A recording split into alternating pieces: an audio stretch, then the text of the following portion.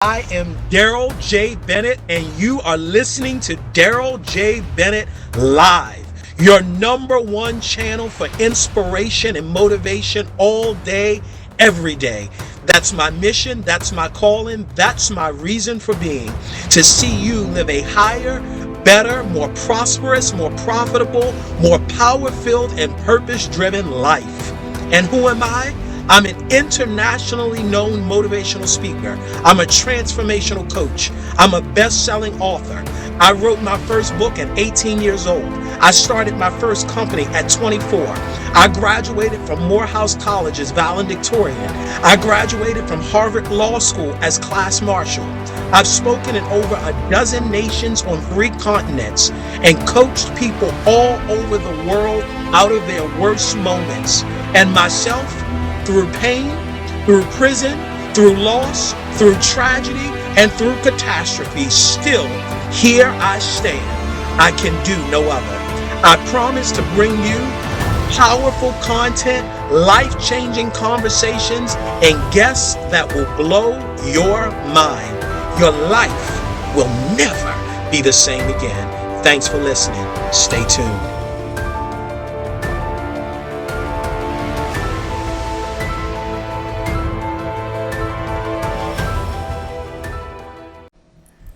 What's up, peoples? What's up, my peoples? Okay, so let me start with saying that today we're going to finally get to talk about something that I have been teasing over the past few days, and that is how to find what you're really great at. You know, you ever wondered that? What am I great at? Like, what can I do that nobody else can do? Let me start by saying thank you for everyone that listens. I know most of the people that engage with me tend to listen on the replay, but I just want to say thank you.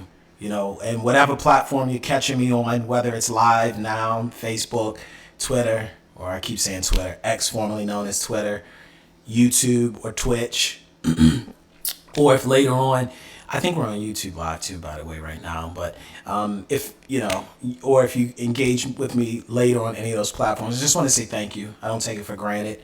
Thank you for sharing this. You know, my heart is to see this this message of empowerment get out to the world. This is the good news. So every time that you are sharing, liking it, sending it out to somebody, you're a part of spreading the good news to someone.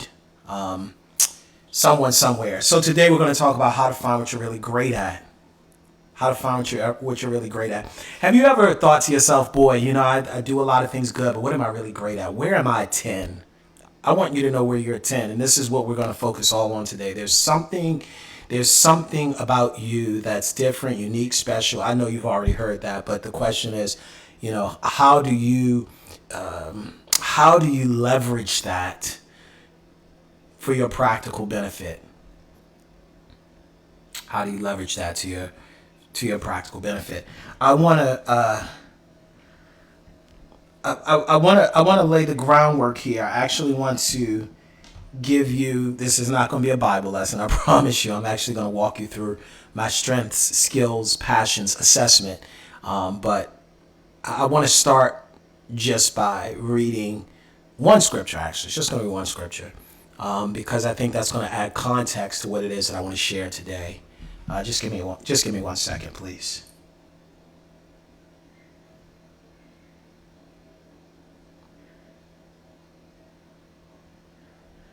Okay, I'm good. We're good. All right, so let me go ahead and read the scripture. All right, so what I'm going to read to you.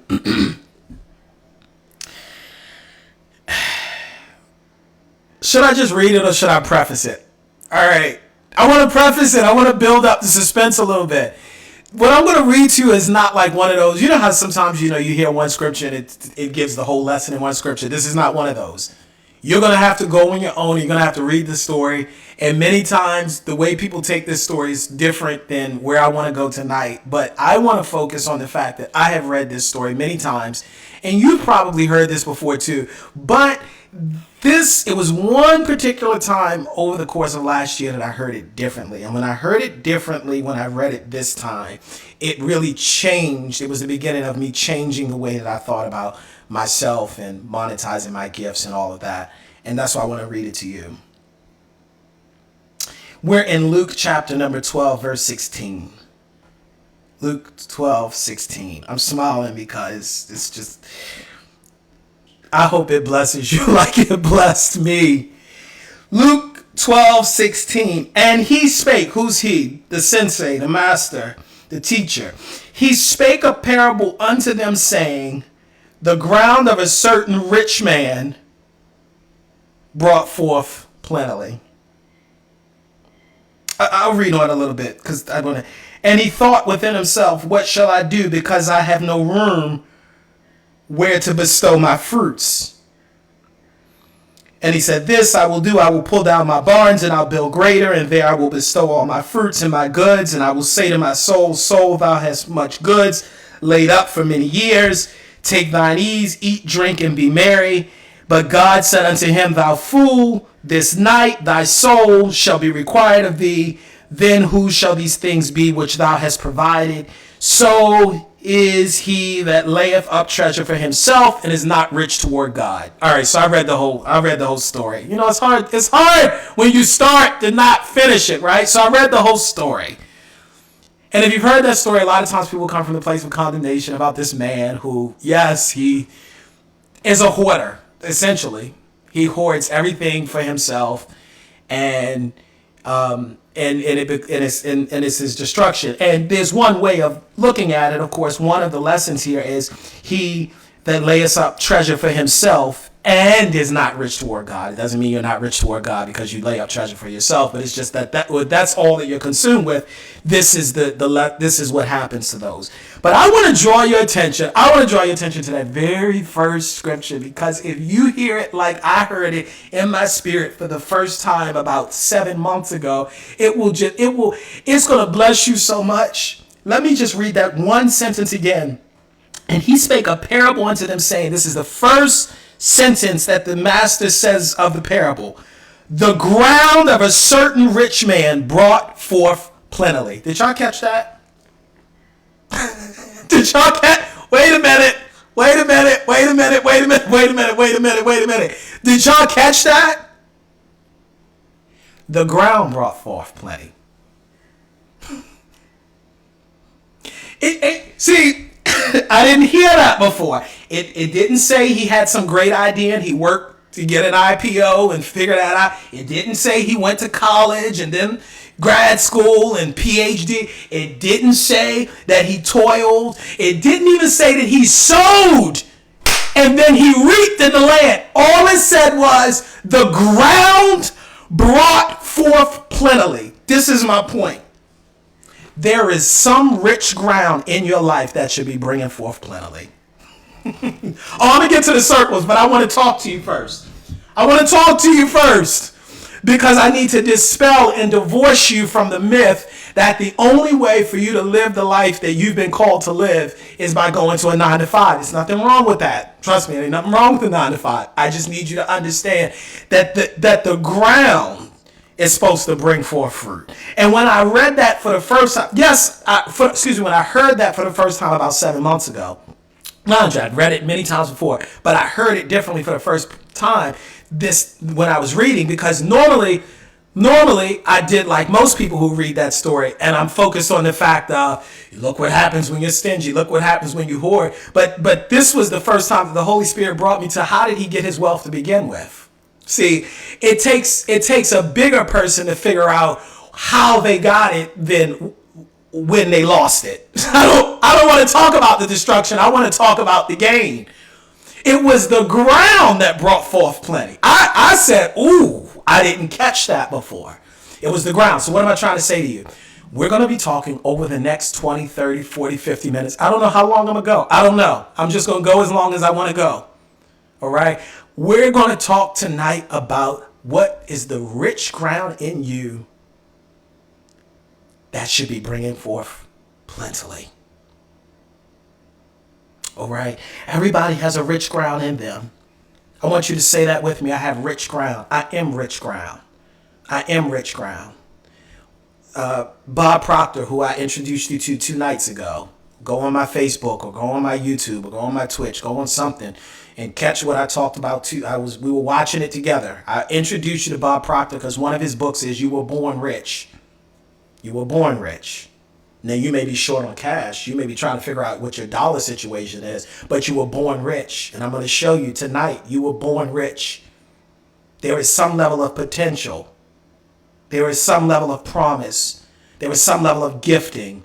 There is some level of skill that you have, that if you unwrap it, that if you unravel it, that if you discover it, that if you till it, that if you cultivate it, that if you nurture it, that if you get mentorship about it, that if you get schooling with it, that if you cultivate and develop it, it's going to bring forth fruit.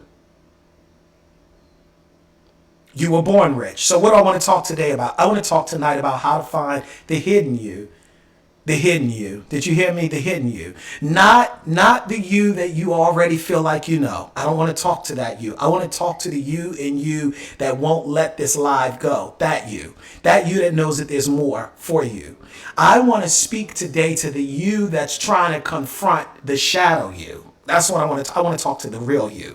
I want to talk to the real you that's driven by purpose. The real you that really knows at the core of him or herself that there's something that I have that can change the world. The real you that still believes in the magic and the promise and the uniqueness of who you are. That's who I want to talk to tonight. I don't want to talk to what you dress up with social media. I don't want to talk to what you put on as a corporate face so you can walk into the office. I want to talk to the real you tonight. May your real you confront you, your shadow you.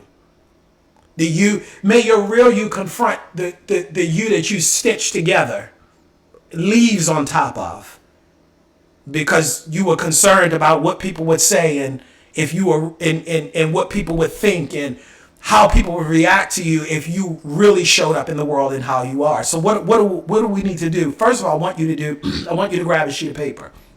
I don't want you just to listen to this. I want you to be a doer of the word. I don't want you just to be a hearer tonight. I'll wait. Like with a cat, what you're saying is special. I'll wait. Yeah, I want you to get some paper. I'm teaching tonight. I'm teaching. There's something that's in you that's going to change the world. There's something that's in you that refuses to die. There's something that's in you that's full of potential and promise. There's something that's in you that is waiting to come out. There's something that's in you that's boiling and exploding. That's where the frustration is coming from. I want you to bring it out. There's something in you that's expanding and expansive and refuses to be confined by the present circumstances of now. That's what I want to bring out. That's what we're talking about tonight. So I want you to get a sheet of paper.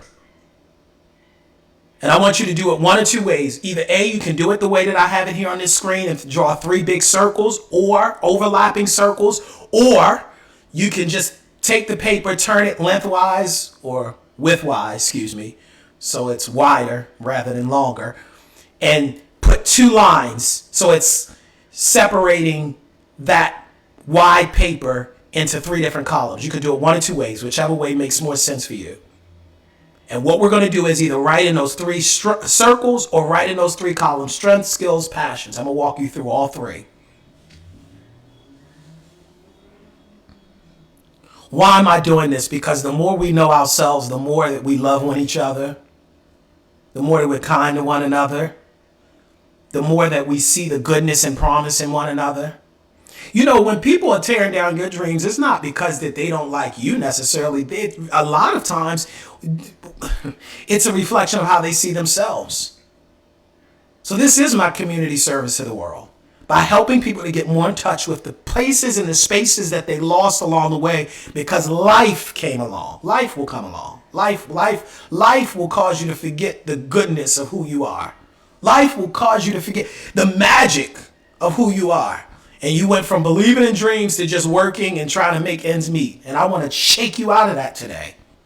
You might still go to that job tomorrow. You might still have the same circumstances physically tomorrow that you have right now, but you're going to come into it with a different mindset. You're going to come into it with a different ideology. So we're going to start with the sheet of paper, because this tonight is not information. This is insight. There's a difference. You can find information all over the internet. But how has that helped you? Until it's gotten tethered to some level of understanding inside you. That's what insight is. I want you to see in you. You've been informed. That's the problem. You've been informed by too many people that haven't gotten you to understand who you are.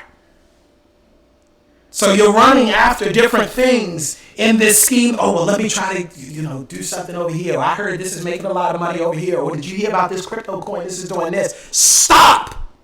Be still and know that I'm God. There's something about understanding yourself and the stillness of yourself. Other voices be darned. Tonight is me sharing with you so that way you can get better in touch with yourself, your own self. So strength, skills, purpose, passion, The first thing we're going to park at, first place we're going to park is strengths. I want you to write that in your column if you're doing it in columns. At the first column. If you're doing it in circles, I want you to write that like I have right there on these 3 circles. I want you to write strengths across the top. Strengths. Strengths. Underline it, circle it, date stamp it, highlight it. Do something to it. Do something to it, because there's something about your strengths. Strengths.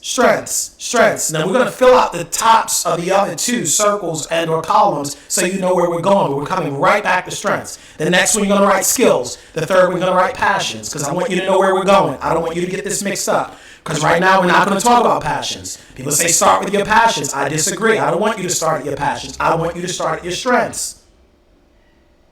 Start with what you love. That's what people say. I don't want you to start there. I want you to start with where you're gifted. You might love watching Netflix, but that might not be where you're called to be.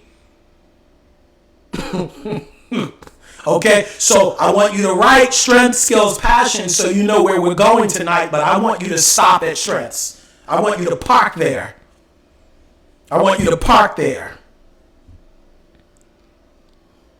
Your gift will bring you before great men. Your gift will get you noticed. Your gift will cause people to turn and look at you. So, when I was younger, I grew up in Baltimore for the first 13 years of my life. And I was about 7 or 8 years old, and my mom we got a cat. And, I liked that cat. We had that cat until we left Baltimore to come to Virginia. Really wish we could have brought him to Virginia, but that's a whole nother thing. But I love that cat. I just love that cat. And cat was obviously much closer to me than it was with my mom. But I didn't realize it at first as I was younger when I first got the cat, 7. And as I got older, 8, 9, 10, I realized my mom it wasn't just that she didn't really deal with cat that much. She didn't like the cat. Well, why would she get a cat? And finally, I asked, why'd you get a cat? You don't really like cats. It's clear you really don't like cats. She don't like cats to this day. She said, yeah, but I like mice less. What am I trying to say to you? When you are operating your gifting, people will call on you, even if they don't like you, because you are solving a problem for them. Did you catch that? That wasn't me just giving you I wasn't talking about Baltimore and cats and mice for the sake of Baltimore and cats and mice. I was trying to give you an analogy. That because a cat knows its purpose, and a cat just cats. You see, a cat we're the only species on earth that tries to figure out what to be. This is our frustration. This is the human experience. What am I supposed to be? A cat will never have that issue. Cat's nature is to get high. So guess what cats are doing? They're climbing and trying to get high. You can do whatever you want. You can spray them with water. You can smack them on the nose. You can do whatever you want. Yes, they're going to keep getting high because that's their instinct. I'm talking about strengths. What is your instinct? Right? Instinct under strength. What are you instinctually led to do? Stop letting people talk you out of what you're good at. That's the problem. People keep talking you out of what you're. That's how you know that it's a God power pulling you in a direction because you instinctually feel that. You're instinctually moved in that direction. Some people are just, they're more instinctually leaning toward art. They just draw. In their spare time, they're drawing. That's instinct. Where is your instinct? I want you to write instinct under it. When we talk about strengths, really what we're talking about is what are you innately gifted in? Not skills, not what you learned. It's what you're innately gifted in. Nobody had to teach my cat how to cat. Cat's cat. And this was the funny thing. I think this is why my mom didn't like the cat. My mom was trying to get the cat stopped trying to kill the mice, but don't be jumping up on me. But the cat would hide up. You had a cat, you know what I'm talking about. Would hide up in corners and under the skirt of the table, and my mom would walk by, come by and snag at her skirt or snag at her stockings and do something because nobody had to teach that cat. That was the only cat we had. It wasn't an older cat that had to mentor the younger cat. The only reason people need mentorship is because we get lost, listen to me, we get lost in the world of all of these other voices that we get led astray from who we were supposed to be. But the cat didn't need to be mentored because the cat knows what the cat's supposed to be, and the cat's never trying to be anything else. There's something that you're instinctually gifted to do that will solve a problem that will keep you paid. That's what I'm trying to get to. I'm not talking about cats and mice for the sake of talking about cats and mice. What is it that you do that will cause people to call your phone even if they don't like you? Even if they don't necessarily care for you, but you're solving a problem. But we can't talk about problems, we talk about your potential. That's been the issue.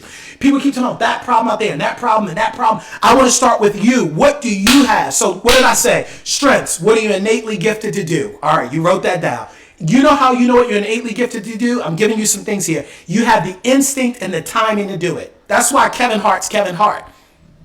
He knows it's an instinct to be funny, and it's a timing to how to tell a joke. It's a timing. You know that. You've told a joke and it's gotten, maybe people have laughed or they haven't laughed, or you've heard another person tell a joke and you're like, their timing is off. It's not what they said. It was the timing that was off. It was the timing that was off. It's not just about the speaking. I'm talking about timing and intuition. Some people, they just know how to cook. See, some folks, they cook according to the recipe. Other people cook according to what's in the refrigerator. And they just know. They don't have to put a thermometer in the stove. They don't have to put their finger in the chicken. They just know. They feel how the things are cooking, and they know what's going. They've got timing. Me, when I'm in the kitchen, I got a timer for everything, including when the water's boiling. What is it that you do that I'm giving you something else to think about your strengths? I'm giving you something else. What is it that you do that comes easily to you, but it's difficult to others? I want you to write that down right now. Whatever came to your mind first. Don't overthink it. This is what we do. We overthink stuff. I don't want you to overthink it. What's the first thing that came to mind? Write it down. Write it down. What's easy to you, but difficult to others? Easy to you, but difficult to others. It just comes so easy to you. Sometimes it's hard for us to really see what our gifts are because it's just easy for us. So we tend to think about the things that we had to work harder to get, like skills, but I don't want to go to skills. That's second. I want to start with strengths. There's something you do that other people look and say, yo, man, how you do that?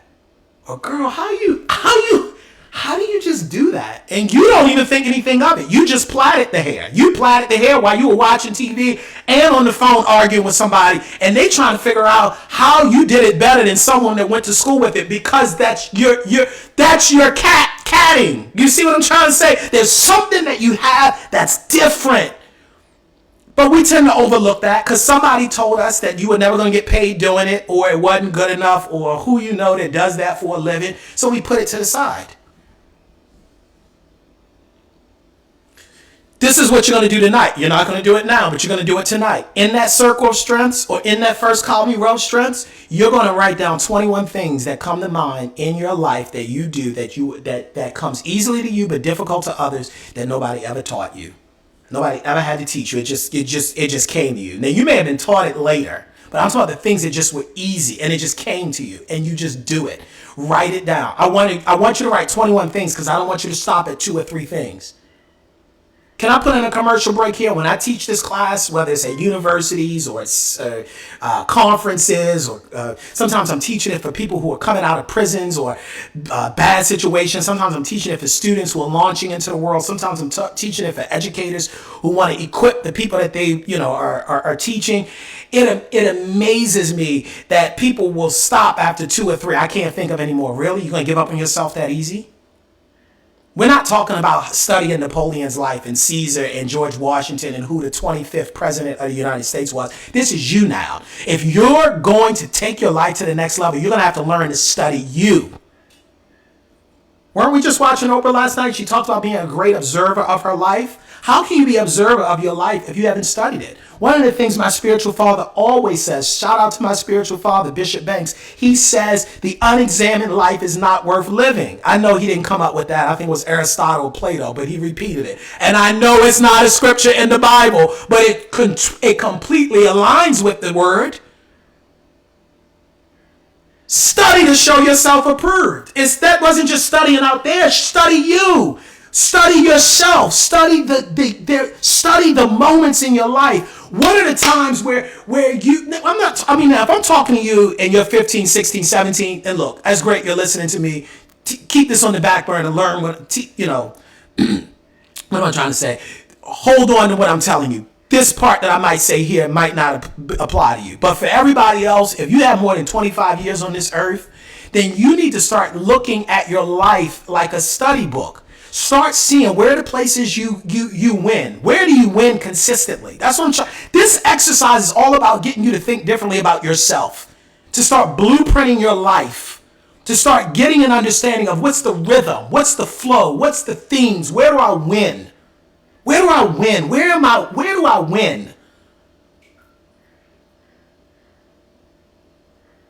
What are the conditions and opportunities that are optimal for my success? Hold on, let me skip ahead, then I'm going to come back.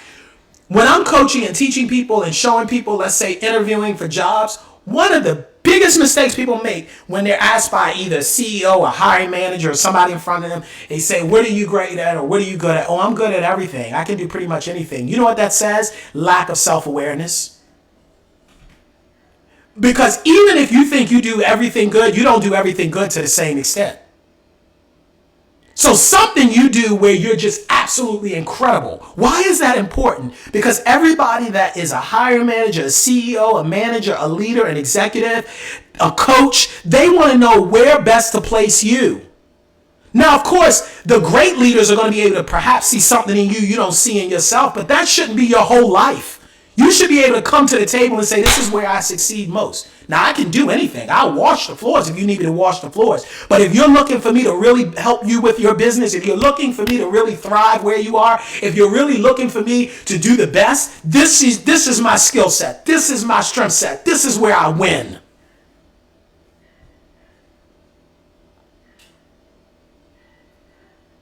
Why is it also important to start with your strengths? Because that's going to build your confidence. Your passions might not. Your passions may never build your confidence, but your strengths will.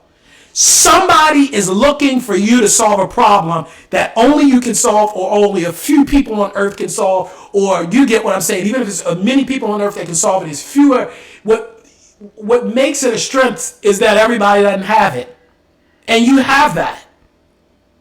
Now, why does it seem like some people have more strengths? One, because they cultivate them more. Two, because they're more aware of it. They're more aware of it. They're more aware of it. They lean into it more. It would bother me. I don't get bothered by it now. I just take the compliment. People say, oh, Darrell, you're gifted. Well, you're gifted too. But hey, if you don't see it, you're gifted too. But you got to recognize it. You got to speak about it. I told you the girl over Instagram, she said, every time I see you got your face in the camera, yeah, because that's where I win. You see, I'm trying to show you this in real time in a masterclass. I know I win on the camera. I know I win talking. I know I win communicating. Yes, I also do writing. But in the world of communication, that's where I win. So that's where I'm at. Yes, you have to know where you win. Where's your win? All right, so you're going to write that under strengths, okay? I want you to ask yourself a couple questions under strengths in case you're still wondering, okay, how do I answer more? Okay, let me give you some more things. What do you do that comes easily to you but difficult to others? What's a third hand for you? What's like totally natural for you? It's just natural. It's just natural. Write it down. Write it down. Don't even overthink it. Don't even think. Maybe if you had to learn it, whatever. We'll deal with that later. Just write it down. It's natural to you. It's easy to you. It's instinct to you. You just do it. It just comes naturally. See, these are the things I'm telling you. The more you know this about you, the more confident you're going to. This is going to build confidence. Some of this is a confidence game. Sometimes people have been beat down so much by life and you ask them, what are you great at or what are you good at? And the look in their eyes just breaks my heart. And it's like, we got to deal with that, because until we deal with that, you're never going to really see the outpouring in your life that you want. You got to stop going to people's jobs like, I'll just do anything, or I guess I'm going to. No. I want you to throw your shoulders back and be able to talk succinctly and clearly and confidently and with certainty. This is the value add that I bring to the world and to the professional environment. Yes, there's somebody that wants to pay you for what you do. Somebody. All right, okay. So we got strengths. Okay, what else do we put? What's my third hand? What do I lean more towards? Okay, I know I'm getting close to passion here, but let me just go here with you for a second, because we'll get to passion in a second. But just go ahead and write that down. Because when we talk about strengths, you'll know your strengths because it's what you lean more into. Y'all got to give me a second. Y'all got to give me a second.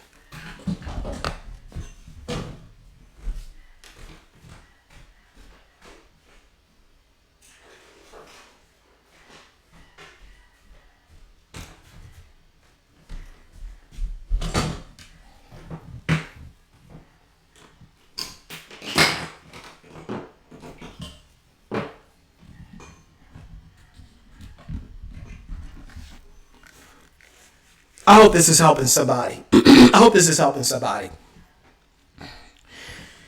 Okay, but what do you lean into? We're talking about what do you lean into? Because this is the distinction. I don't want to get ahead to passions yet, but I want to give you a preview. You might lean into something that you don't necessarily like. I'm going to touch that later. It's what you lean into.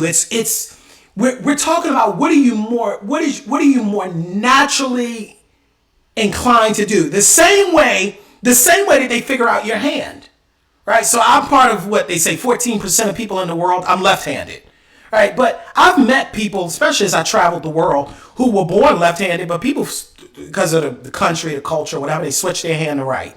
I know they do that they did that in communist countries. I think they do it in some Arab countries. I'm not quite sure, but I know I've met people who are like, yeah, I was born, they say left-handed, and then they switch my hand to right. But can I tell you something? Nobody's born right-handed or left-handed. You're just born with the inclination. Now, with the freedom of movement and the freedom of to be how I lean, then I kept that inclination toward my left hand, and over time people said I'm left-handed, but that I wasn't born left-handed. You get what I'm saying? No more than you were born right-handed. That's just what your lean was toward, and over time you pulled more toward that. Just like you lean more in a direction toward what part of your body you use more. Isn't that amazing? Your hand, your foot, your arm. I'm trying to give you, as above, so below. As below, so above. What am I saying? As in the physical, so in the metaphysical. That means that there are gifts and the arenas and things even that you think about that you're pulled more in a direction that even your siblings and other people around you aren't. You need to pay attention to that. The fact that you might have a bubbly personality and you're just funny. Some people are just funny. They're just engaging. They're charismatic. That's just what they are. That's a strength. Some people are introspective. They have the ability to think on something for a very long time and come up with an idea, come up with something that's going to change the world. So let's not make it change the world. That change someone's whole life, the way they said something, or it's just introspective. That's a strength. You got to pay attention to what you lean toward. Can I just say something? Part of the problem with the educational system in America is that we try to push everybody toward these few different careers rather than seeing the different ways in which the Godhead expresses itself in people and then just tethering skills to that. Instead, we do it the opposite way. We need this many scientists. We need this many mathematicians. We want this many people in entertainment. So we're going to push people toward these different careers. So we try to mold ourselves, or let me say it differently. We try to fit ourselves almost like a square peg in a round hole rather than being in the places we were supposed to fit. We fit in places we weren't supposed to fit rather than just being expansive like we were supposed to expand. And the ones that are expansive in the world, we tend to call those folks celebrities because those are the ones you can't put in a box. Those are the ones you can't. I mean, what are you going to say about Taylor Swift? She's a singer? Well, she's more than a singer. She a businesswoman? She's more than a businesswoman. She a producer? She's more than a producer, right? She's all these different things because we're all that. I am that I am. That's you too. There's so many things that you are.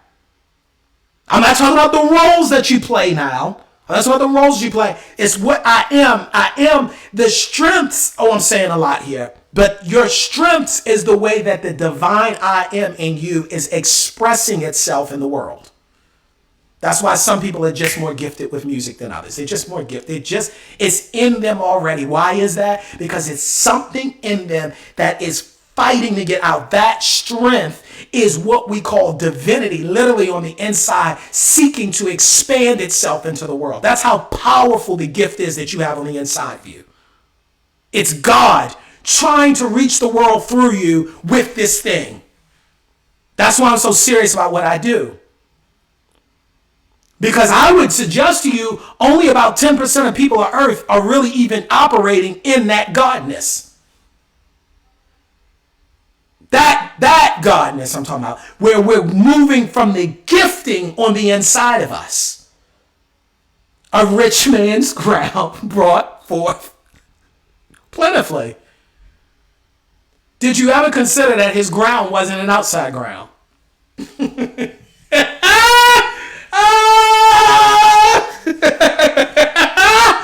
Oh, somebody's going to get delivered tonight. Somebody's going to get transformed tonight. Somebody's going to be saved tonight in a different way, because you're going to get saved from this idea that you needed something else out there to complete you. You might need something out there to cultivate you. Listen to me. But you don't need something out there to complete you. Within every seed, listen to me, people. Within every seed, listen to me. Within every seed is the power and the plan of manifestation. All that it needs to do is to be put into good ground and watered, cultivated, and fertilized for it to grow. You are yourself a seed. Now, we're going to get to cultivation. We're going to talk about schooling. We're going to talk about mentorship. We're going to talk about training. We're going to talk about apprenticeships. We're going to talk about internships. We're going to talk about practicing. We're going to talk about ways of cultivating the ground. But you are yourself a seed.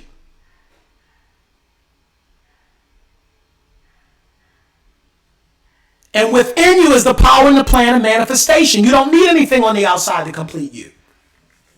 Let's go to skills, because I'd be here all night on strengths. You know I can do it.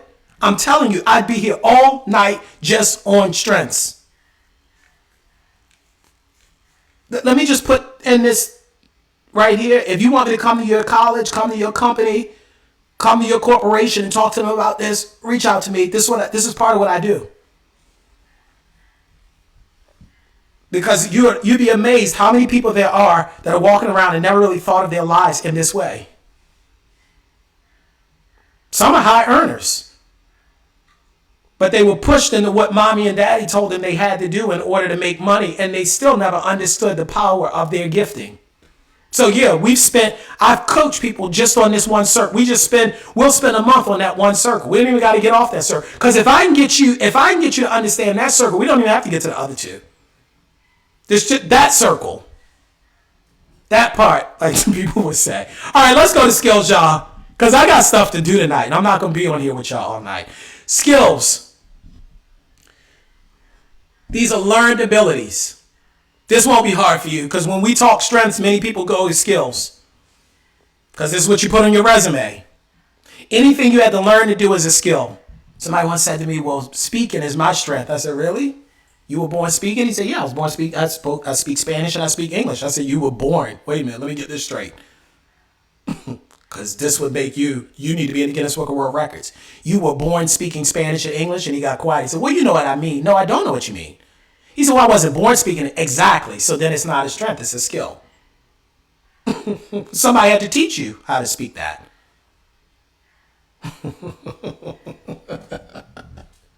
He said, my whole life I thought speaking was a strength. I mean, you can call it a strength, but not you can call it strength for your purposes, but for our purposes here, innate abilities, if you had to learn it, that goes in the skill column.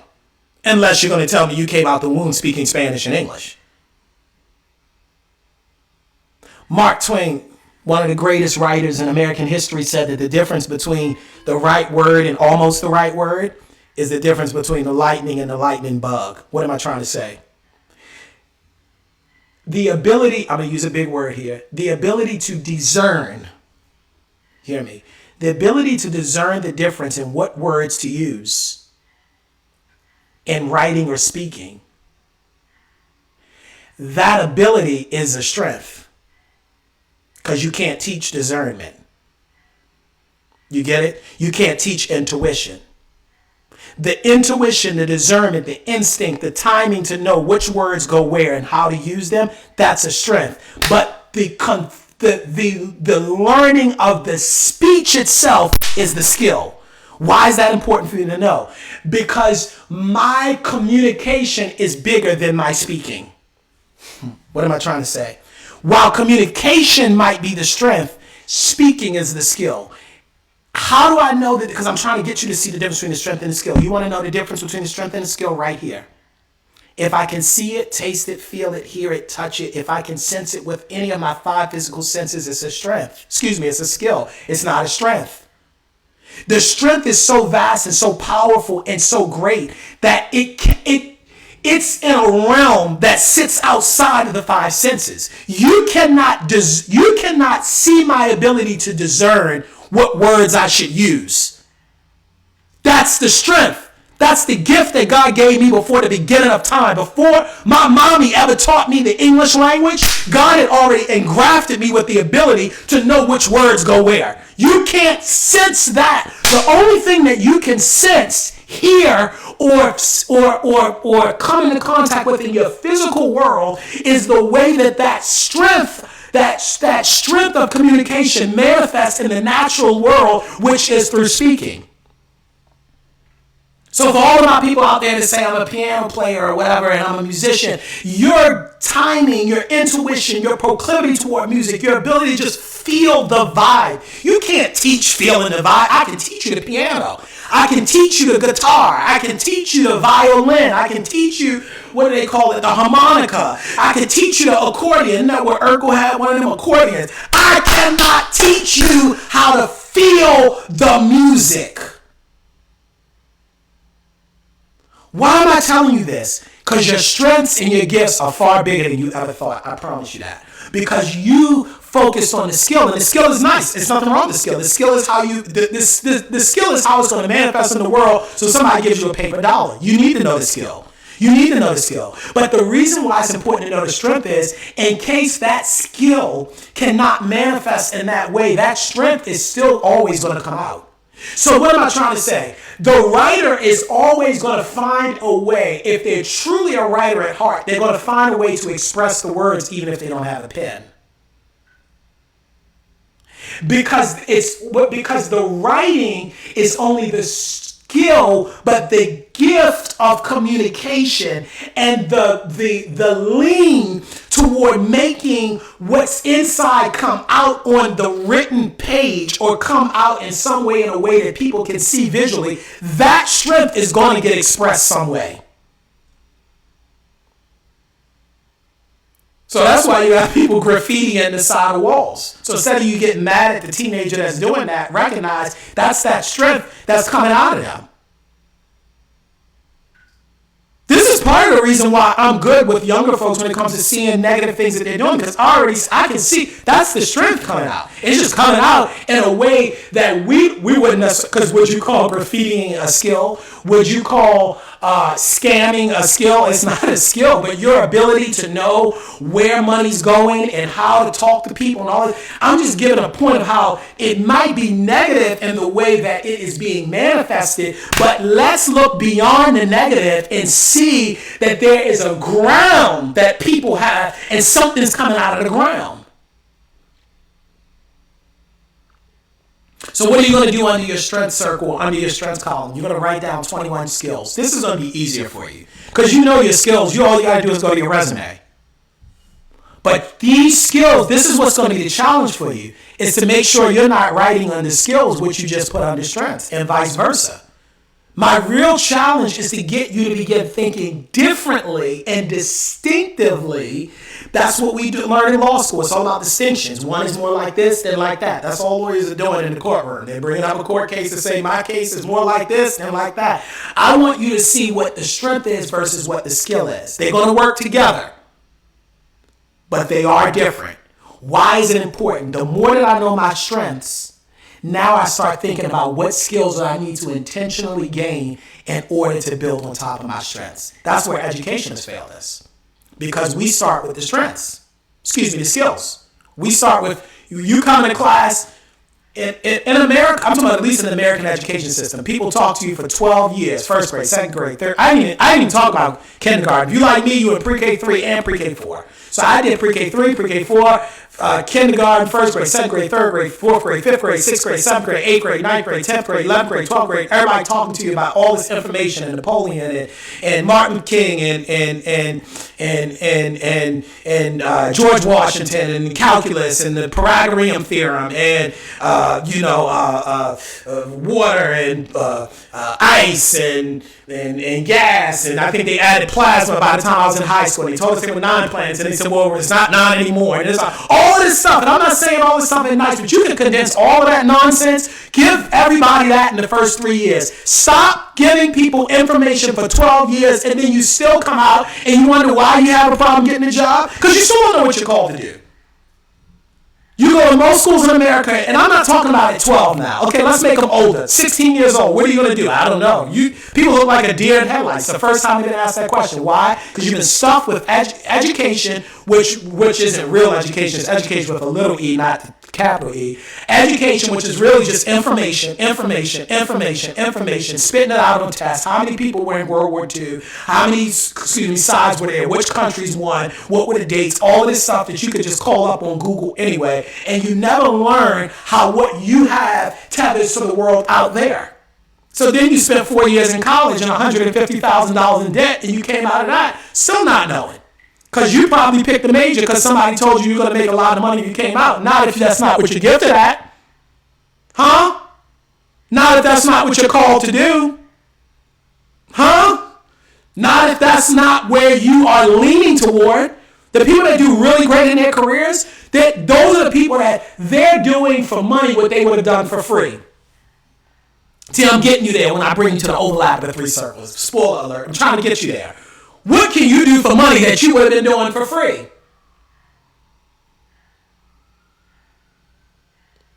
Now, I'm not saying you start there. All I'm saying is at some point,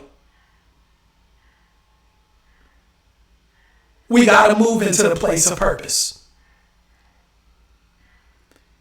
And so for a lot of people hearing me, this way of talking is foreign because you're still trying, even academic advisement in college. How many times do they break down and say, let's just talk about what you're good at. Let's start with that. And a lot of times it starts with, okay, we got 4 years to get you the heck up out of here and find you a job. So it's all around getting you a job. You know, let me tell you something nicely, respectfully. Listen to me here. Between you and me, the only thing that is absolutely certain about a job is that one day you won't have one. It's absolutely certain. So instead of talking about your job, I want to talk about your work. There's a difference. That's what I'm talking about tonight. I'm talking about your work.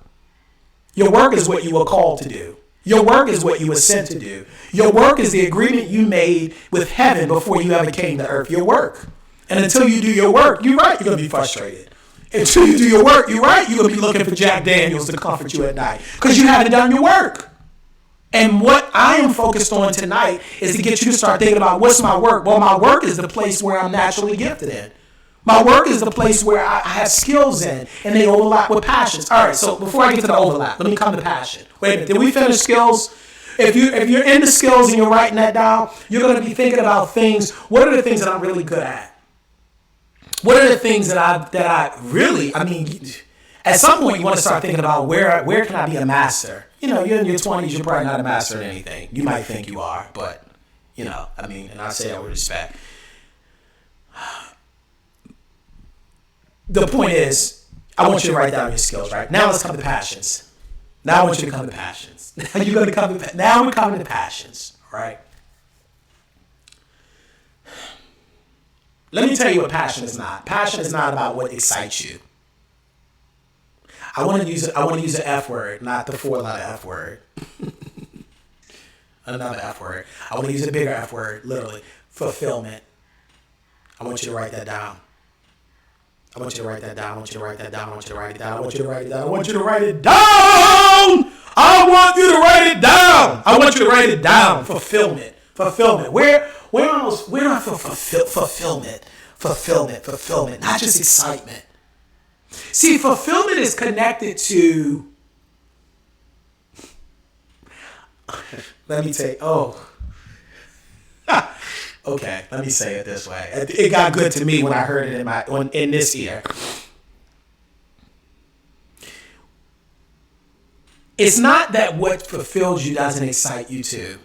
It's just that when we talk about what excites you, and we just talk about what excites you, that may just be what excites you. But when you start talking about what fulfills you, that excites others.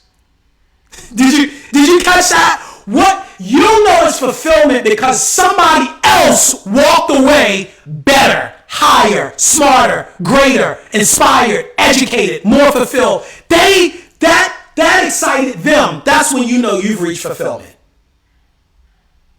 This is important because somebody said, well, my passion is money. Well, but unless you're talking about teaching it, right? All right, helping people understand it, then you and I aren't talking about the same thing. My passion is having a Lamborghini. Yeah, but that's not. No, I'm not. No, sir. I'm not saying that's not a desire of yours. See, passions and burning desires are different than earthly desires. Ooh. I know I'm saying a lot. I'm talking about the desires that are real deep in your heart. I'm not talking about the desires that are just like materialistic. This is deeper. This is deeper. So when we talk about passions, we're talking about things that are fulfillment and burning desires. It's that place of deep satisfaction. This is what I want you to think about. What do you do when you do it? Time stands still. You do it to relieve stress. We're talking about passions here. I always mention this whenever I'm doing a seminar because I just love doing it. I love talking about it. There are people that cook as a passion. For me, cooking is stressful. I'll be like, you relaxing? I don't be like, they just need to relax. So they cook. And I know people, they cook everything in their house. They're stressed. They're going through something. I cook everything in my house, I'm probably going to be more stressed afterwards. You hear what I'm saying? Because that's not the way I relieve stress. What is it for you that you do that time stands still? Whether it's cooking, whether it's painting, whether it's writing, whether it's creating, whether it's tinkering around on a program on a computer. What is that? Now, you might be saying, well, Darrell, this sounds like strength. Not necessarily, because we got to get real with ourselves. And this is why I want you to write this in different circles. Sometimes the things that we're passionate about, we're not really gifted in. We've got to find a place that overlaps. That's why I want you to go through this exercise with me and go through all three. Because now as you think about passion as separate than strength, they could overlap. But as being a separate thing than strengths, I want us to get real about that. I know people that say, I'm passionate about basketball, and playing basketball. And I'm thinking, what, are you gifted for that? You think you're passionate because you play it, 2 or 3 times a week. But even these people think about it. These world-class athletes, they're not playing it 2 and 3 times a week, not at your age. They were doing it all day, every day. They ate, slept, drunk that. Don't talk about it's a passion and you do it 4 or 5, a couple times a week or whatever. See, this is what I say. We got to get real with ourselves about what we're really good at, or we have the tent or the ability to be good at, the proclivity to be good at, the intuition to be good at, right? What are we really great at, right? Naturally, what have we learned to do? And then, because I'm bringing it all together, and then what we love to do, where does that overlap? But until, I don't want us to start with the overlap, because then some of you might end off at the same place you started. If you just start with the overlap, I want you to go through all 3 circles, or if it's columns, it's easier for you, write them in all 3 columns. And then look at, where do you start seeing themes?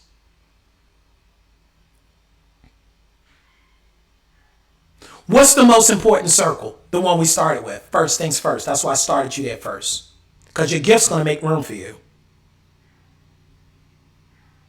Your gift is going to be the thing that gets people to notice you, not your passion. Your passion, see, this is why it's so important, right? Your passion is what's going to help you to push through the hard times, as that's inevitably going to happen when you're pushing through the hard times of trying to get your strength to show out into the world. That's where the passion comes in. Because the times when the money isn't coming in, right? Or the times when things aren't right. Or the times when you had to shuffle to go from this city or that city, whatever, right? The fact that you love it anyway, that you desire to do it on a deep level anyway, is going to let you keep pushing through. But your passion isn't necessarily going to cause somebody to turn their head and say, I want to hire you. I want to bring you on my team. I want to work with you in my company. But your strength will. Your strength will get people to call you. When you're operating your strength will cause somebody to every time I do stuff like this, I'm telling you, every time I do this, somebody's in my DM. How can you help me with this? Let's do mentorship around this. Let's do coaching around this. Why? Because people are seeing me operate in a strength and recognize they have the opportunity to work with me, and I can help them find their strength, right? But it starts with you operating in the area and the arena of your gifting. Where are you gifted? Where are you great? Where are you a 10? Where could you be a 10? We need to talk about this more. Imagine how bad you'd be. I mean Michael Jackson bad now, not bad. Michael Jackson bad. You would be if you were super clear on the place of where your strength, your skills, and your passions intersect. Because where that aligns, where that intersects, where that overlaps, where they all come together, that place in the middle, that's your place. I'm telling you, that's your place. That's your place. And the thing is, it moves throughout life. This is the part we don't talk about enough. It moves throughout life. Why is that? Because certain strengths show up differently in different seasons of our lives. Our passions change over time. Some of the things that brought us fulfillment in our 20s and 30s may not bring fulfillment in 50s, 40s and 50s and 60s and 70s. That's fine, because we're a moving ball as well. We're moving, right? The cloud is moving over our heads, literally. So we have to be attuned and adept to that and discerning of that. But the point is, we should be continuously assessing, where am I great? Where could I be great? Where am I a 10? Where could I be a 10? Yeah, I might have to take a job at a 5 now. I get that. I might have to make ends meet at a 3 now. I get that. But where could I be a 10? That's what I need to be. On some ways, I should have some skills that I am intentionally building around that. See, I want to start with the strengths because I want to build that. I want to build skills around the strength. The strength is the foundation. The skills is what I'm going to build around it through mentorship, through coaching, through schooling, through programs, through certifications, through practicing, through all the things that I'm going to have to do, through books, through reading, through podcasts, through influencers, through seminars, through webinars. There's so many things that I can do to learn to how to get that strength on a different level. I need to be, see, this is the other thing. Let me talk to you, people. If I know my strengths, I can start listening to people who have the same type of strength, even if it's not the same level. Did you catch that? It was a young lady that I was talking to in one of the seminars that I did this with recently, and I said, you have a gift like Oprah. You have a gift of making people feel comfortable. She does. It's not just the gift of talking, right? It's just the gift of making people feel comfortable around you. I didn't say she was operating on the same level as Oprah. But the fact that you know your gift is going to open doors. Can I tell you something? Somebody that listened to me this long, this is going to be payoff, because I'm going to give you something right now that I've never said on any public podcast before or broadcast, but this is just for you who's maybe listening or will listen and get to this point. See, there is power in being a part of what God is releasing. This is what I want to say to you, because this is for somebody that's listening and say, I want a mentor. How do I get a mentor? Can I tell you something? A mentor is you on another level of your gifting. Did you catch that? A mentor is you on another level of your gifting, not necessarily you on another level of what you might have. This is where we make the mistake. So we see people that have what we have and we want them to mentor us, but that's the wrong way of going about it. You need to be looking for people who have the type of gift you have, even if you have a total different level. Get around them. Learn how they're doing it. I have a friend, right? She's in acting. She's in modeling. She's extremely beautiful. A beautiful woman. So she's in, acting and modeling and singing and, that's just like her world. And I was talking to her recently. She said, yeah, I got paid to do not security for Taylor Swift's concerts, but be one of the people that I guess does the ushering or whatever. And she was like, wow, that concert was amazing. But I'm like, I was thinking as she was telling me this, you know what, how beautiful of it is for you to do that. I'm not saying that, no, she didn't get Taylor Swift to be our mentor, but just to get in the arena, literally, with someone who's operating in the same gifting that she has, or a similar gifting. Somebody has the exact same, but a similar gifting just at a different level. That right there, you don't realize the spiritual implication of that. When I was like in my college years, one of the things that helped me, college, law school, I was always trying to get around people that I felt like were speakers, leaders. That was my thing. Every time that there was somebody, I'd knock you over to get to where, because I wanted to be in the room. I just wanted to hear.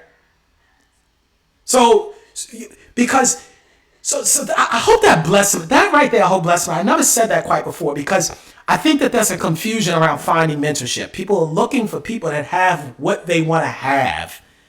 And that's their way of trying to like reverse engineer it. But what they got came from the gifting on the inside of them, right? In the rich ground. This message is all about the rich ground. What's the rich soil in you that's going to grow and bring forth something? So if you really want to get next to somebody to teach, coach, guide, and mentor you, you don't necessarily get next to somebody who says they have a Lamborghini and I want a Lamborghini too. No. I want to get to next to somebody that I see that's operating at a higher level of the type of gifting that I want. All right, I just felt the need to say, this all comes out of just knowing that one circle. I'm trying to get you to strength, skills, passions, and the overlap. But even if you just stop on circle one, you're going to get further than most people. Because right there is where a lot of people fail. I'm telling you, in the hiring question, in the interview, you'll know it. And somebody listen to me, you're going to remember it the next time somebody asks you, okay, tell me about yourself. That question on an interview is not, well, I have a dog and a cat, and I grew up in Tuscaloosa, and my dad bought a boat when I was 15, and I decided, no, they want to know what can you bring to their company. They want to know how have you had success in the past. They want to know why they should sign on the dotted line and give you paper dollars for you to be a part of their venture, their company, their team, their whatever, their organization, their entity. This all comes out of note to your own self be true. Study to show yourself approved. Study yourself. So when someone says, tell me about yourself, you have 20 years of experience doing this. I have 10 years of experience doing this. For people that didn't, this is one of the things I would help people to do. How do you talk about your strengths? One guy, he said to me, well, I built my first computer when I was 10 years old. I said, that's what you started an interview with. Are you kidding? Talk to me about what you're so good at that even if I coach somebody 20 years, they wouldn't get as good. He said, well, I don't know, though, because I'm not necessarily going for a computer programming role. Yeah, but okay, there's still a way to talk about it around technical. What are you going for? He said, well, it's not computer programming. I'm going for IT. That same point. You're not going for barbering. You're going for IT. When you walk in that room, you say, tech is in my blood. My first computer I built when I was 10. Come to find out, the more I talked to him, his father built computers. His father's fathers built computers from the country they were from. I said, you need to talk about that. Why is that important to a CEO, an executive leader, someone that even wants to partner with you, do business with you? Because I always want to work with people who know what they're great at, what they're good at, what they're naturally gifted in, what runs in their blood. And if you know it about yourself, you're 9 times more, I made that up, 10 times maybe, whatever. You're much more likely to be successful when you know it, you're confident about it, because there are some things that you can't teach. And if you know about yourself what somebody else can't teach, that's valuable. That's valuable. My mentor told me that. My mentor 5 years ago said, Darrell, you should be making 6 figures a year with the gift of speaking. You should make 7 figures a year with the gift of speaking. This is what he said to me.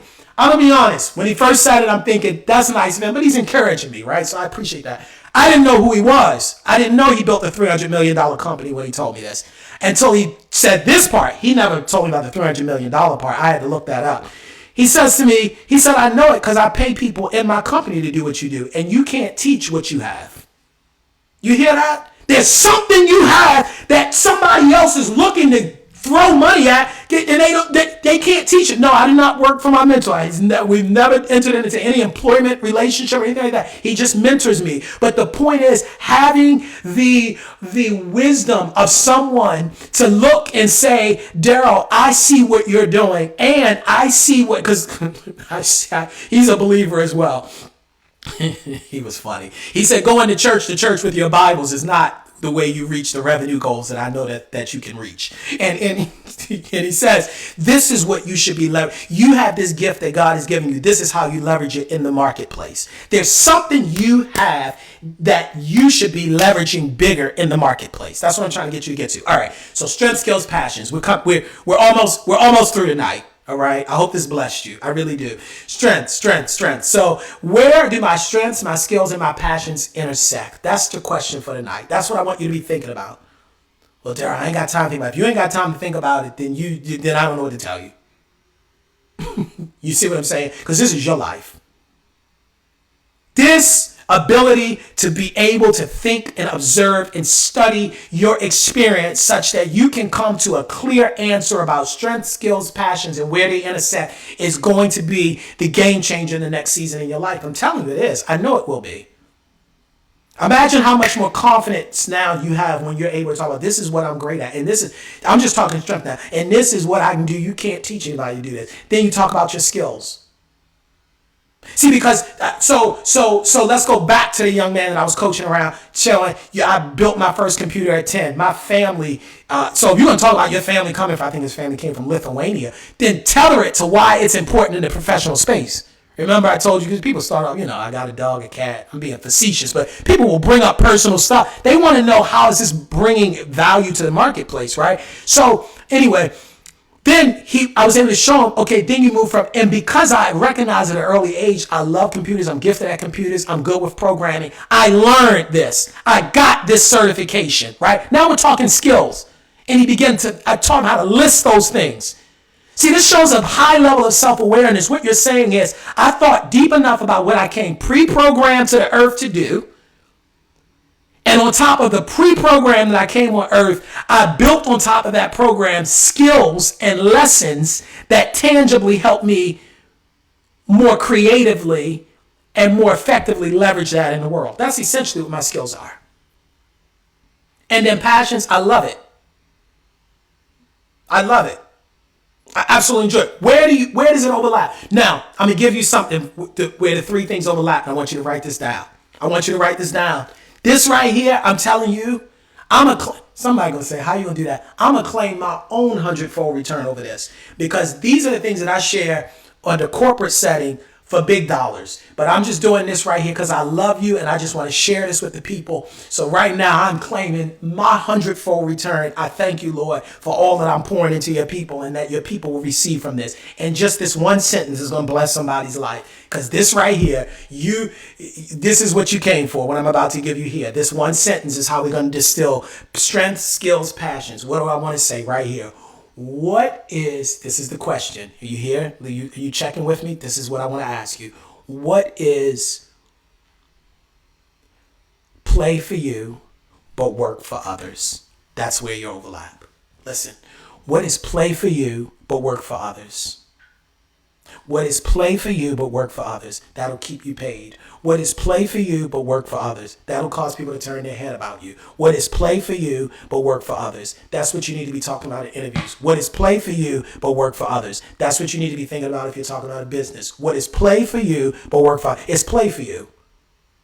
It's play for you. That's the beauty about watching kids young, because you see this is what they know what they're gifted in. It's just somehow in life over time people tell us who gonna pay you to do that? So you just kind of let it go. What's play for you? What's play for you? What is that, cooking?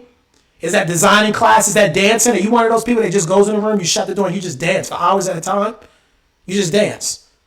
Okay, you get around with somebody like me, I can show you how to turn that into, that can be a business or a side hustle. I'm not saying you quit your job to do it. It can be a side hustle. All right, why are you not teaching people maybe dance? Maybe people will pay you just to watch you dance. Right? There's so many ways, right, that can come. I'm just giving you a piece there. Right? What is play for you but work for others? Somebody will pay you to do.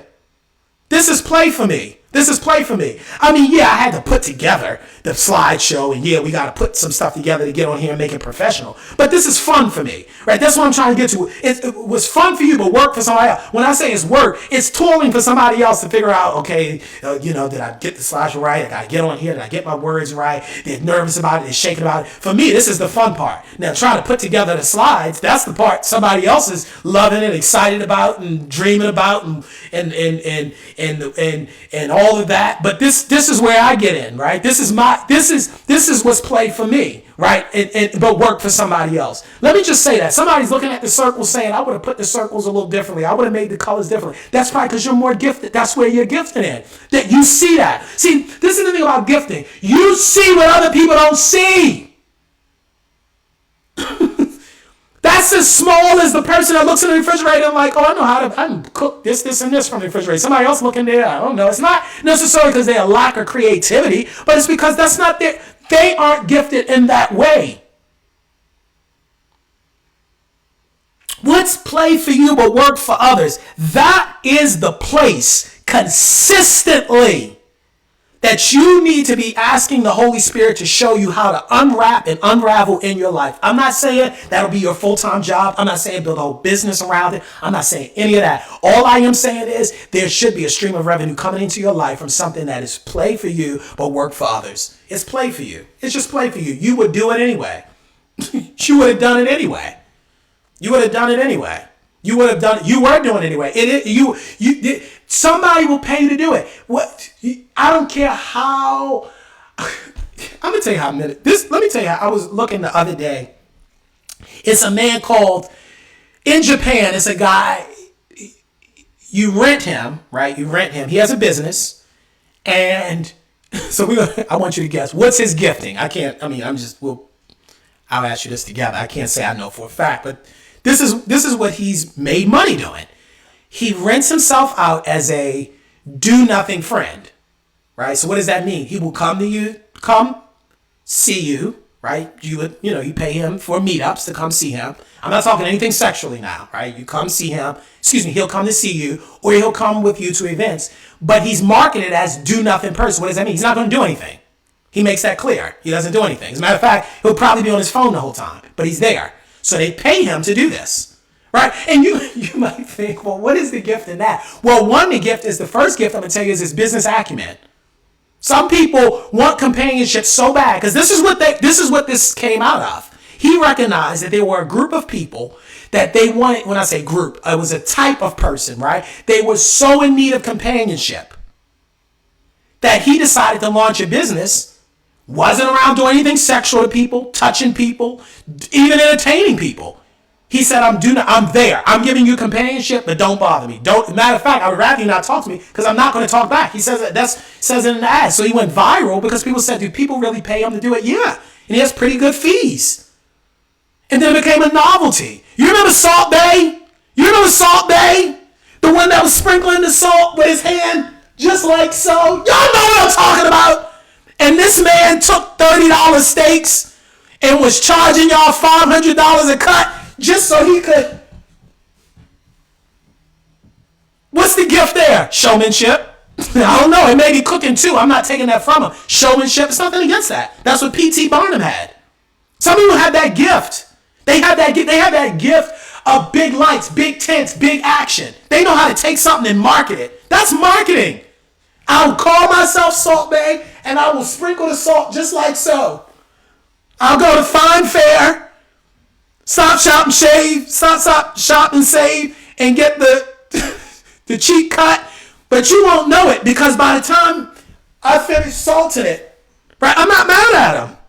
I'm just trying to show you that when you get in tune with the power of your gifting, there's so many ways that can come out. Don't even get me started. I know I mentioned P.T. Barnum. P.T. Barnum is the one that created what we call today the circus. Now I know the circus has gotten outlawed for the most part. All he did was figure out people want to see novelties. Him, Ripley's, the guy who created Ripley's Believe It or Not, they were all on that same wavelength. You know, now we have discussions about exploitation and all that, but all that aside, it's just the point of coming up with this idea. People want to see something. So all I'm going to do is I'm going to find things anyway that people turn their nose up at. And I'm going to bring all of this right into one arena, and I'm going to pay people I'm going to charge people to come to see it. I want you Wrigley's gum. You know why Wrigley became a multimillionaire? It wasn't because the gum was so good. He came up with one idea. He decided he would go store by store and ask the stores, can I put my gum right next to your register? Stores were like, I mean, sure. If you think it's going to sell more, nobody else has stuff next to the register. And he was the one that was the first one to come up with the idea to do that. Why do you think, especially like 20 years ago, the only things that were right next to the registers were magazines and gum? Because Wrigley's was the first. Now you go to these stores and they got bears and popcorn and shirts and all this stuff in the aisles because everybody kind of figured out that if you can position what you have differently, that could change the whole game. But I'm just trying to show you how it's not necessarily this is the power of knowing what's play for you but work for others. It might be marketing, right? It's like P.T. Barnum. It might be something that's not the... So take P.T. Barnum. It wasn't necessarily the orchestrating of the show. It was the marketing to know what would be a show, right? It's a fine distinction, but it's a big distinction. Let me give you another example. Jay Hines. Jay Hines was the one that created what we call Heinz ketchup. You know why he became a multimillionaire? It wasn't so much because that he created ketchup. I mean, that was part of it. But what he did was he put ketchup in a clear bottle. Now we take that for granted. Well, like, what does that mean? A clear bottle. Well, in his time, people put sauces in dark bottles. Why? Because a lot of times, this was before the FDA came into play, right? A lot of times people put all types of stuff in their sauce. They didn't want to have it in a clear bottle because then you wouldn't buy it. So Heinz came up with this idea, not so much to create, and he didn't create ketchup, by the way. All he did was adapted a French sauce, catsup, C-A-T-S-U-P. That was, a Japanese fish sauce called catsup that he had seen in Japan. They brought it here to America, right? Adapted it, made it a little more red, called it ketchup. But the real beauty was, he said, we're going to put it in clear glass bottles so people see what they're getting before they get it. Before you knew it, food all over the country was doing the same. They were doing it with relish. They were doing it with mustard because they recognized there was beauty in the transparency, right? So that's a gift in him seeing what people didn't see. Ford. It wasn't just that, and he didn't create the car. There were cars before he came along. What he did was found a way to mass produce it. The car wasn't really what he invented. It was the mass production, the assembly line, which goes far beyond cars. Assembly lines are used in everything, from the phone to chips put into your phone to the way your glassware is made. He was also the one that came up with the 24-hour workday, 8-hour shifts. Believe it or not, before then, people worked different types of hours. Mostly people worked 10. You got to think 5 and 10 hours. He was the one, because he came up with the assembly line, he also recognized there was a need for 24-hour workers, 24-hour working. So he decided, let's split up the time, 24 hours, 8-hour shifts. What am I trying to show you? So it's easy to look and say, well, he had a gift for creating things. Well, did he have a gift for creating things, or did he have a gift for bringing forth ideas? Because he didn't create the car. I already explained that to you. What he did was create the concept for the assembly line. What I'm trying to show you is your gift will make room for you, but maybe it's not what you thought it would be. What's play for you but work for others? What's play for you but work for others? What's play for you but work for others? What do you do and it's fun to do and it's relaxing for you to do and you get some level of satisfaction to do? But it's work for others, right? That I'm trying to get you to the place of the overlap where your strengths, skills, and passions are. Now, this is where I'm going to end. I know we're an hour and 20 minutes in, but thanks for tarrying with me, right? This is where we end. This is where I want to end. I want to say shout out to Sister Angie over at Truth and Life Family Ministries. I'm super grateful to her for having said something to me. Basically, I won't share what she said. She gave me a thought, and this was the thought.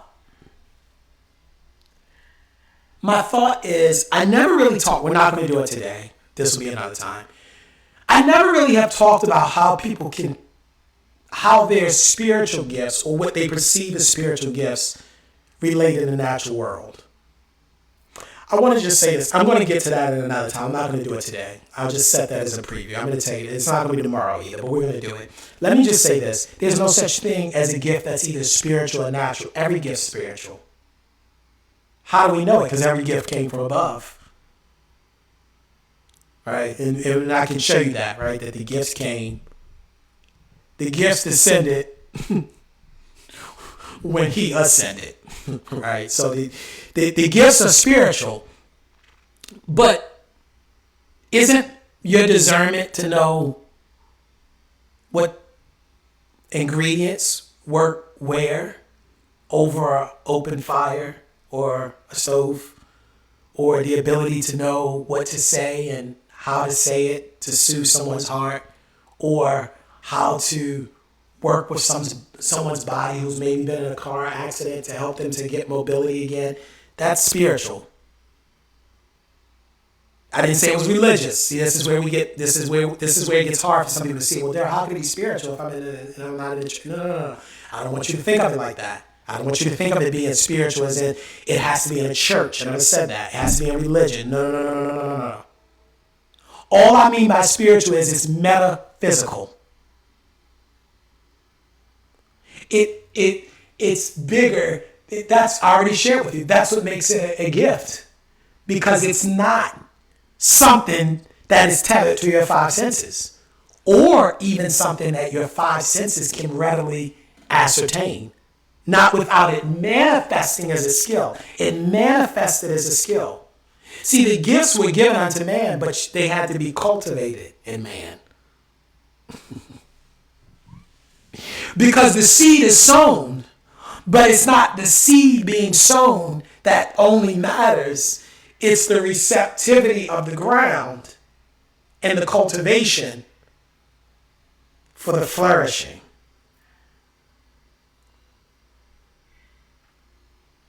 So I'm going to end where I started.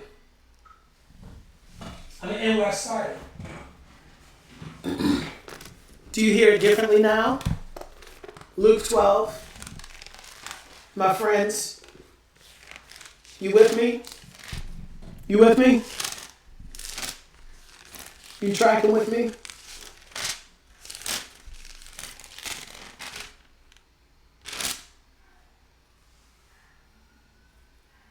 The ground of a certain rich man brought forth plentifully. Think about that. After everything I shared over the past hour and 20 minutes, I'm going to say a little bit more, and then I'm going to go, but I just want you to ruminate on that for a second. I want you to just think on that. I want you to pause on that. The ground of a certain rich man. Do you hear it? The ground brought forth plenty.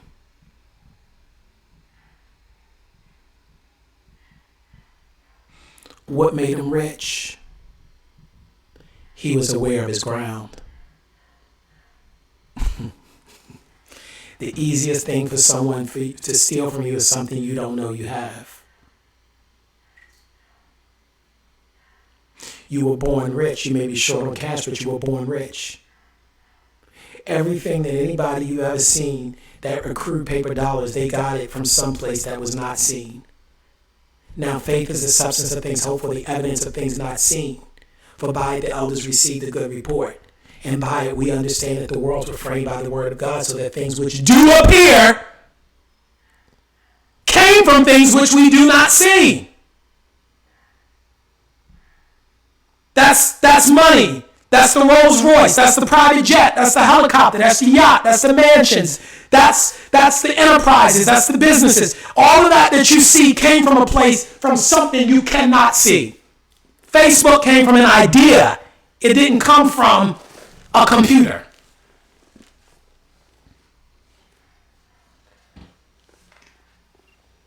The ground of the rich man brought forth plenty.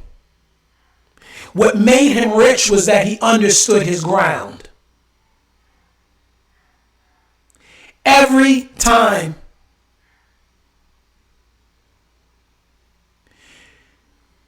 let me say it different. I'm not going to say every time. I want to make the statement a little differently.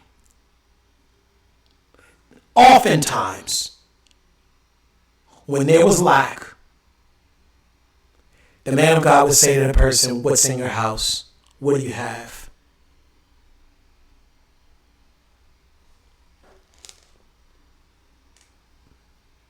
Can I tell you something about rich people I know? Including me, because I know my ground. So I'm rich people like me, but I'm just other rich people. We know our ground. Huh? Stop dismissing the goodness of what's on the inside of you. A tree without leaves is still a tree. It may be a hard season, but the tree is still a tree. Don't get that thing twisted. The ground of a rich man brought forth plenty. What would your life look like if your ground brought forth plenty? How do I know he had to be aware of it? Because he had to cultivate it. We tend to only cultivate what we're aware of, what we appreciate, what we respect. Somebody else will. I need to get closer to the mic, so I wanted to make sure you heard me on this. Somebody will take your hand and do more with it. You ever been playing spades with somebody?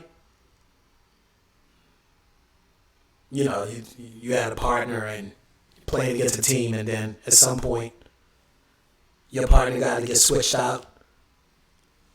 No, the partner had the same cards as the other one, but they doing better with it. Cards didn't change, but they doing better because they know how to play a hand that the other one didn't know how to play. Huh?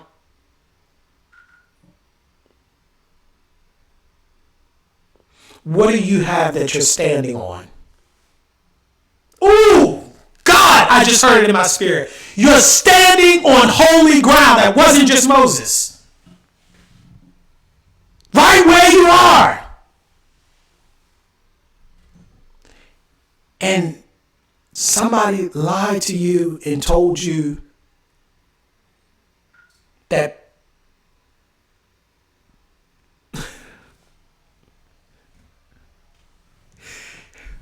people got rich because they went to work. Or even they had a big idea.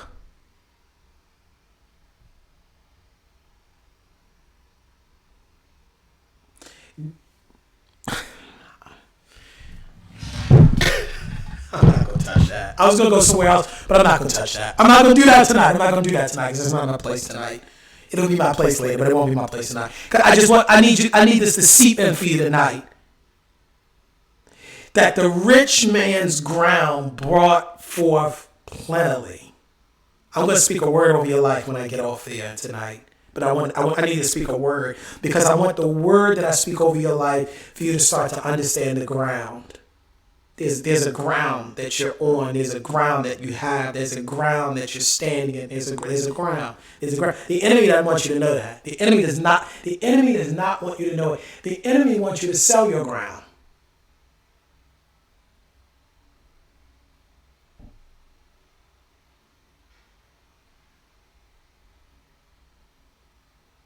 You know how many people there were that sold land and later just to find it had oil, that it had diamonds, that it had copper, and they sold what would have been a lifeline for their children's children for a quick buck. But they wouldn't have sold it, obviously, if they knew what was in the ground. Would you have given up on your dream so easily if you knew what was in your ground? Huh? If you knew. See, that's the hard thing. Because we live life forward, but we only learn from it backwards. So you kind of got to move forward in faith a little bit, groping in some ways through the dark, trying to find the treasure. But this is what I'm trying to say to you. There's something in your ground that will bring forth plentifully. And the beauty is, this is the beauty. This is the beauty. This is the beauty. And then I'm really gonna go after this. This is the beauty. The man that was talked about in Luke, that wasn't even a particularly good man. He was a hoarder, right? Isn't that what the story said? Took everything, kept it for himself. I didn't even focus on that part of the story. Yeah, he lost it. Yeah, it was all demanded of him, but he built it. And he built it because he was working on a spiritual principle. Remember before Adam and Eve got kicked out of the garden? Remember, the ground brought forth plenty. And part of the curse was that they would, by their own toil, try to bring forth from the ground. This is the irony. Even though that was a stingy and hoarding man, he was working and operating in a spiritual principle from the time of Eden.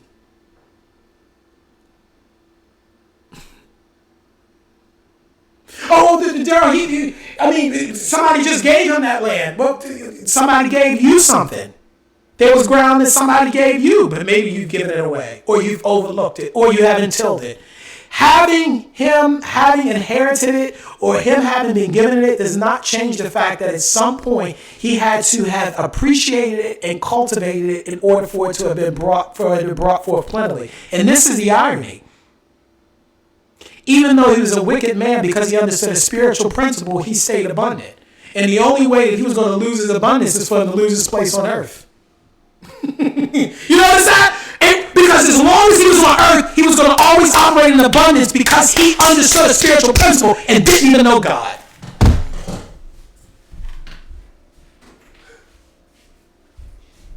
That right there ought to bless you.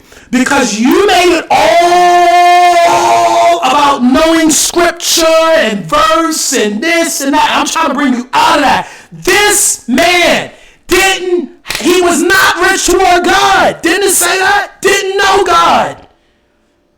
Wasn't one of those that was called by the Lord, as it were. But yet he was operating in abundance on earth because he understood a spiritual principle. My God. Let me tell you something. Solomon said this. Solomon said, better is he that is hated and hath a servant than he that honors himself and lacks bread. I'm going to tell you something.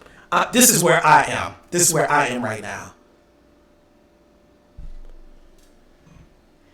Don't talk to me about how spiritual you are. It will witness through the level of operation and the fruits that you show in this earth. I want my ground to bring forth plentifully. I want my ground to bring forth plentifully and abundantly. My ground. It's nice to come up with ideas. It's nice. Do you understand? Let me tell you. And then I'll go, y'all. This is blessing me.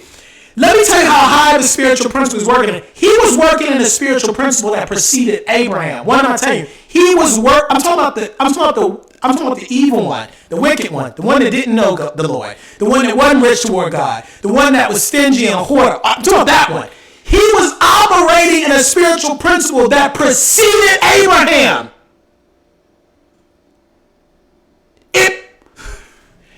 What am I trying to say? Why am I saying that? He was working in a spiritual principle that was operating in Eden, which was just understanding the power of the ground, and the ground brought forth plenty. It wasn't until Abel and Abraham that we even start seeing sacrifices. Do you realize Adam? When did Adam sacrifice? When did Adam sow? When did he sow? I'm just asking. When did he sow? When did he give anything to make the land grow? He didn't give nothing. Abel gave him a first fruit, and then by the time of Abraham, we start hearing about tithe. So there is a level of operation that's higher than sowing and reaping. My God! It's the operation of grace and understanding divine inheritance in a land and the ground bringing forth plenty. I'm going to tell you something. I'd rather operate under that paradigm. That just because I'm one of God's and there's rich ground in me, he's going to cause it to bring forth fruit. Whether I tithe or not. Oh my God. I lost at least one person on the live with that. I'm not saying don't tithe. What I'm saying is your faithfulness will never match the faithfulness of God. There is a principle that is higher than sowing and reaping, and it's grace. That's what he's operating in. That's why he was rich. Because he was certain. He was so certain about the ground bringing forth that he said, I'm going to tear down this barn, I'm going to build a bigger barn for more stuff. Because he was anticipating more. He was that sure that the ground would bring forth. What do you have on the inside of you that's going to bring forth? And this is what I want to speak over your life, and then I'm done tonight. This is what I'm going to speak over your life. I'm going to speak over your life that you're never going to be the same again. I'm going to speak over your life that now that you've heard this message, that you're going to start to ask the Holy Spirit to show you where is the ground in your life. Where's the ground in the rich ground? That's the abundant, the plentiful, the plentiful ground. The plentiful ground. The ground that allows you to live the life you've been called to live, to go minister the way you want to minister. Some of you listen to me, you want to go to another country and talk to people about stuff. But how are you going to do that with the way your life's set up now? You got to ask your boss to get off for 24 hours. And you got to ask him that a month in advance. What would your life look like if there was a ground that brought forth plenty? Oh, Jesus. What would your life look like? Still in America, they said, now I'm bringing it from spiritual to natural. In America, there are only 3% of people in the country that own land. I didn't say that own a house, that own the land. That own the land. House ownership is not a biblical principle. I don't even want to touch that. I don't want to touch that. Somebody said to me in another country, he said, y'all don't own nothing over there in America. I said, what do you mean? We own our houses. He said, don't you pay taxes? I said, well, it's property tax. He said, then you don't own it. Because they can take it, right? If you don't pay property tax. I said, well, yeah, but he's like, okay, so in my country, you buy it. It's yours. You don't have to keep paying for it over and over. I said, I didn't think about that. Huh? What would your life look like if the land brought forth plenty? The land. What would you tell the boss at your job tonight if the land brought forth plenty?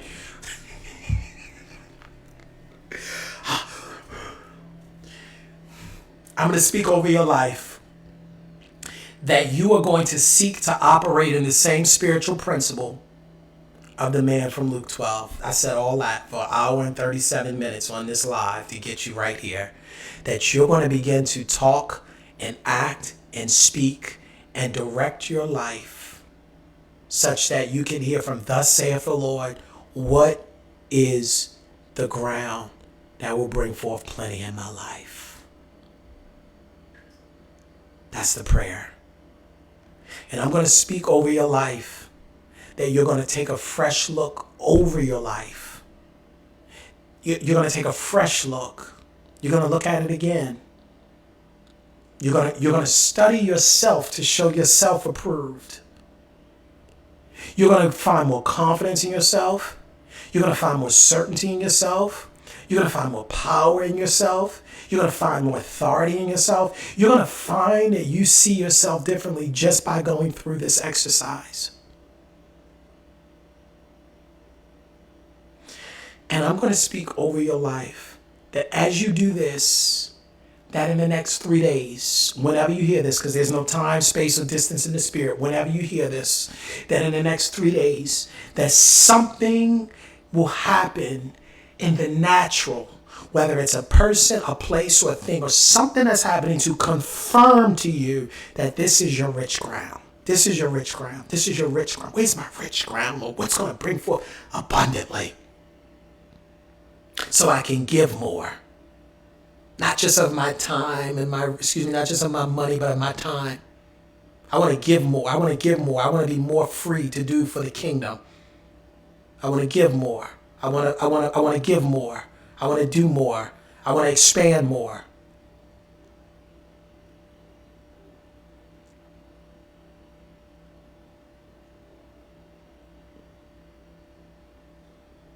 The ground brought forth plenty. The ground did. The ground brought forth plenty. The ground brought forth plenty. The ground brought forth plenty. And I'm going to speak. That you're going to start seeing yourself as rich. I was going to say as a rich man, but you get what I mean. Maybe you're a woman listening, but you get my point. This is gender agnostic here. As a man thinketh, my God, in his heart. In his heart. Not as it looks in a man's bank account. You missed that. As a man thinketh in his heart. In his heart. In his heart. In his heart. I've been around people that they were 2, 3, 4 million down, but they saw themselves as rich because they said, I'll get that back, because they saw that in their heart that I am wealthy, I am prosperous, I am abundant, I am the head and not the tail, I am above and not beneath, I am the lender and not the borrower, I am blessed and highly favored, I am God's chosen vessel, I am an instrument of the divine, I am one with God, I am that I am. I am rich. I am. I want you to start I aming that. I want you to I am that. I want you to I am that. I want that to be what you tether your identity to. That I am one with the divine. In every way that the divine seeks to expand through me, I am allowing myself to be used so that the way the world can be benefited through my expansion. Spirit is always seeking to express himself fully and expansively through you and in you.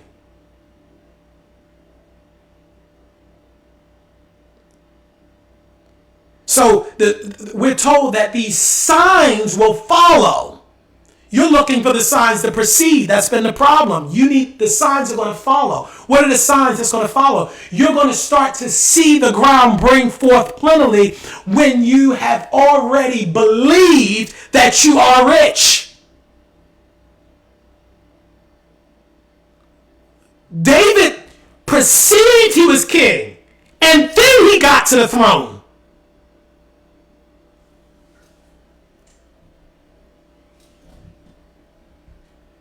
And the money. He was all Solomon's money. Solomon had a lot too, but David was extremely wealthy and was not born into that. That's what came with being the king.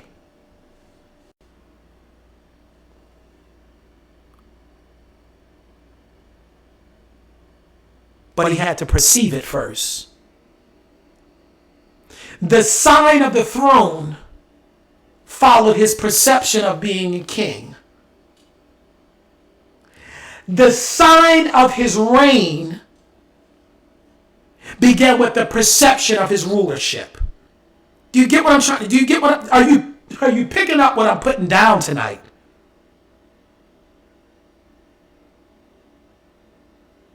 So every time you're saying words that are coming up against, I'm gonna use a new age way of saying it, but get where I'm trying to go. Don't lose me here. Every time you are using words that are negating the positive energetic vibration of wealth, abundance, prosperity, greatness, hope, faith, and expansion, it's frustrating that spirit which is seeking to expand itself in you and through you.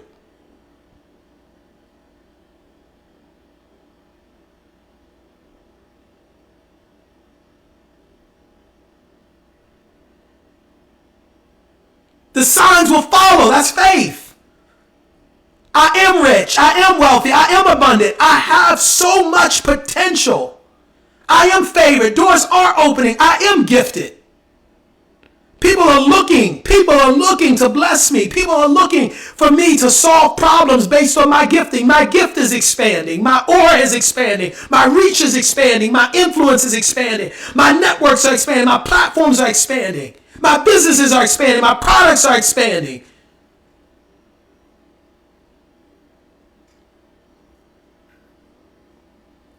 I want to speak wealth over your life. Wealth, not from the perspective of how many paper dollars are in your bank account. I'm talking about wealth from the ability to have freedom of time, location, time, location, and movement. I want you to have the freedom to go where you need to go and to be where you need to be and to do as you please so you can do the work of God on earth. It is God that gives the power to get wealth so we can establish his covenant on earth. There's a covenant that needs to get established. This isn't about playing patty cake here on earth waiting to go to some heaven in the sky.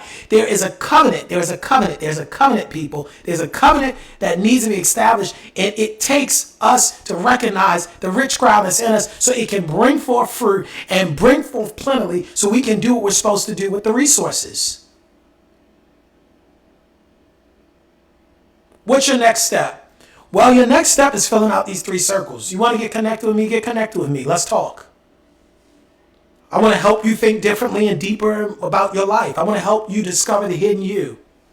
I want to help you find what's on the inside of you that got lost, that got locked out, that got ostracized, that got dismissed, that got overlooked, that people said wasn't enough. I want you to tap back into that. I want you to lean into your natural, God-given, divine power that is seeking to expand itself into the world, because that's the rich ground that's going to bring forth great wealth for you. That's what's going to change the dynamic of the immediacy of now.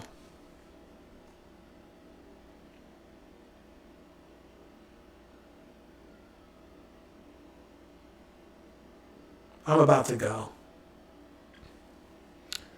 But I just hope you got it like I got it. That the rich man's ground, his ground brought forth plentifully. What would the world look like if nobody had a job as we understand a job and everybody's ground brought forth fruit? What would we do all day? I'm just saying, like, what would that look like?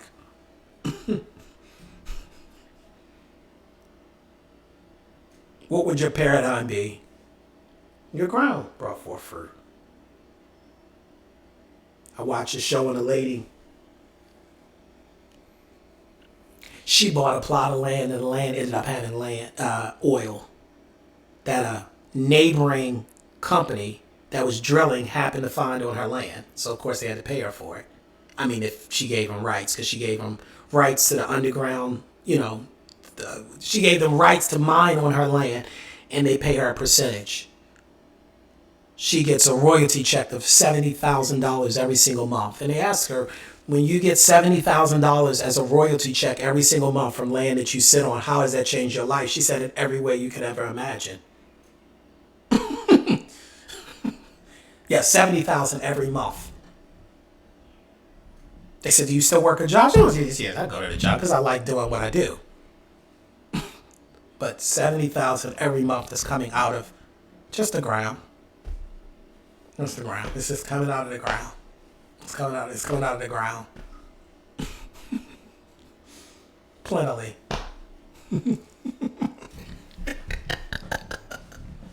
That blessed me. No, it blessed. That scripture blessed me, and I hope it blessed you. All right, let me go, y'all. I love y'all. Stay blessed. Stay prosperous. Can I say that? Stay prosperous. I don't care what's in your bank account right now. I'm talking about with a mindset of prospering. And a paradigm of prosperous. Stay prosperous. I love you.